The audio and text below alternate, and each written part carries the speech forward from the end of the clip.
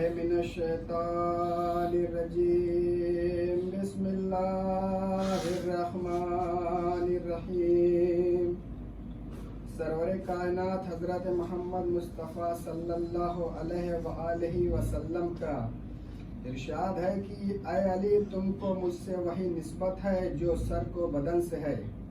مرسل اعظم نے یہ کہہ کر علی کی عظیم فضیلت بیان فرمائی، اس لیے کہ سر نہ ہو تو جسم مردہ ہو جاتا ہے، مگر افسوس کہ جس آقا کے لیے سرور کائنات نے یہ حدیث پیش فرمائی، امت نے اس کی قدر نہیں کی، اور نہروان کی جنگ کے بعد خارجیوں کا گروہ حضرت کے خون کا پیاسا ہو گیا۔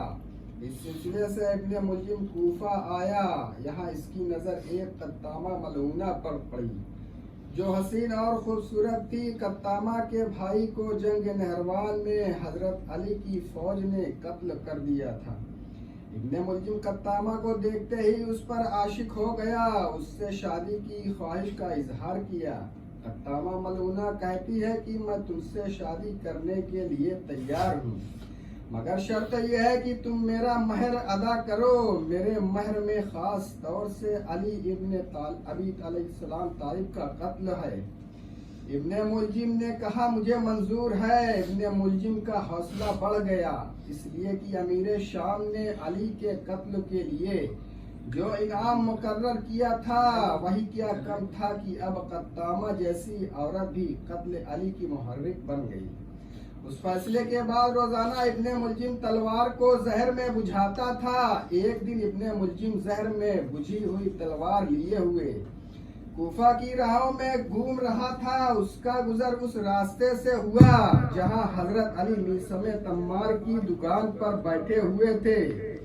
ابن ملجم منہ پھیر کر نکل گیا تاکہ مولا کی نظر نہ پڑ جائے۔ امیر المومنین نے ابن ملجم کو بلوایا اور کہا میثم یہی میرا قاتل ہے جس کی خبر رسول اللہ دے گئے ہیں۔ میثم نے کہا مولا پھر آپ اسے قتل کیوں نہیں کر دیتے؟ مولا نے فرمایا میثم جرم سے پہلے بدلہ لینا جائز نہیں ہے۔ میثم نے کہا مولا پھر اسے کوفے سے باہر نکلوا دیجیے۔ امیر المومنین نے فرمایا اے میثم گناہ سے پہلے سزا دینا نہیں چاہیے۔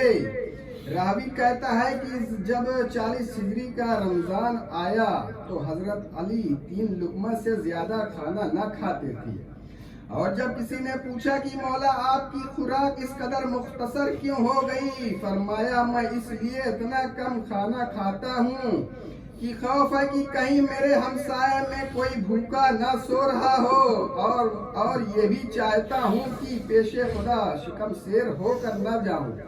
مورخین نے لکھا کہ ایک دن حضرت علی اپنی بیٹی ام کلثوم کے یہاں مہمان ہوئے۔ ام کلثوم نے افطار کے وقت روٹی کے ساتھ دودھ اور نمک لا کر پیش کیا تو امیر المومنین نے فرمایا بیٹی تجھے معلوم ہے تیرے باپ نے ایک وقت میں 2 غذا استعمال نہیں کی۔ بیٹی جب تک دودھ کا پیالہ نہ اٹھا لو گی تب تک میں افطار نہ کروں گا۔ یہاں تک کہ 19 رمضان المبارک کی شب آ گئی۔ کائنات کے امیر نے یہ رات بڑی بے چینی سے گزاری۔ کبھی حجرے میں جاتے تھے اور کبھی حجرے سے باہر آ جاتے تھے، یہاں تک کہ جب اس صبح صادق کا وقت قریب آنے لگا، حضرت گھر سے مسجد کی طرف روانہ ہونے لگے تو گھر میں پلی ہوئی مرغابیوں نے حضرت کو گھیر لیا اور چلانا شروع کیا۔ یہ آواز سن کر امام حسن قریب آئے تو مولا نے فرمایا بیٹا حسن تم ان بے زبان جانوروں کا خیال رکھنا، ان جانوروں میں کبھی کوئی بھوکا پیاسا نہ رہ جائے۔ اے بیٹا حسن اگر تم سے ان جانوروں کے آب و دانہ کا انتظام نہ ہو سکے تو انہیں آزاد کر دینا، اس لیے کہ میں کسی کا بھوکا پیاسا رہنا برداشت نہیں کر سکتا۔ عزاداروں غور کرنے کا مقام ہے کہ جب علی سے جانوروں کا پیاسا رہنا نہ دیکھا جائے، اس کی اولاد کو کربلا میں 3 دن کا بھوکا پیاسا رکھا گیا۔ پھر اس کے بعد مسجد میں آئے۔ ابن ملجم اس وقت مسجد میں سو رہا تھا۔ مولا اس کے قریب آئے اور جگا کر کہا مجھے معلوم ہے آج تیرا کیا ارادہ ہے اور کیا چیز تم نے چھپا رکھی ہے اس کا بھی مجھے علم ہے۔ اور پھر مولا علی گلدستے اذان پر گئے۔ اس طرح آواز دی کہ تمام اہل کوفہ نے علی کی یہ آواز سنی۔ اذان دے کر علی محراب مسجد میں آئے، یہاں تک کہ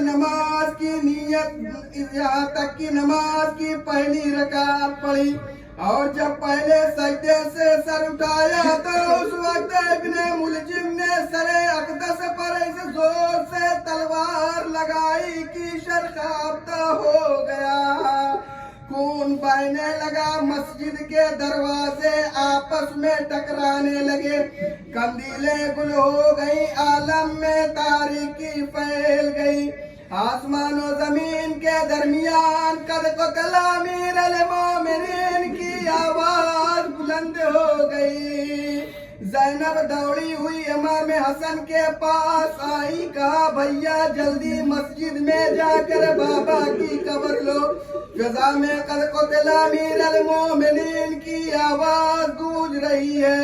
حسنین مسجد میں آئے، بابا کو خون میں گلتا دیکھا، امام حسین نے صبح کی نماز جماعت تمام کی، پھر گلے میں رکھ کر گھر کی طرف چلے۔